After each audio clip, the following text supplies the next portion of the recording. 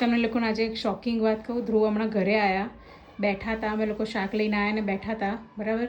ધ્રુવ કહે કે આમ તો ટીવી હોવું જોઈએ નહીં, અમારી ટીવીની જગ્યા ખાલી છે. જો અમે કેટલા ટાઈમથી વિચારતા હતા કે ટીવી લઈએ, પણ મેં કીધું ટીવીની જરૂર નથી, અમે ફોનમાં જ જોઈ લઈએ છીએ અને એટલું ઘરે હોતા બી નથી, તો અમે વિચાર્યું કે નહીં લેવું.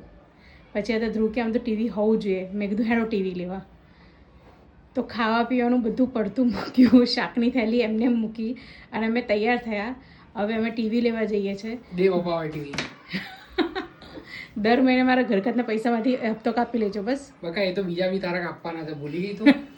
મારો અડધો જ પગાર આવવાનો છે. ધ્રુવ ઘર કેવી રીતે ચલાવીશ? વાંધો નહીં, ફ્રૂટ નાસ્તા ને બધું તમારે લેવાનું. તો જોઈએ હવે આજે અમે સક્સેસફુલી ટીવી લઈને આવીએ છીએ કે નહીં. અમે કેટલી વાર બહાર જઈને આવ્યા પણ તેલ નાખી આપવાનું તરવાના છે.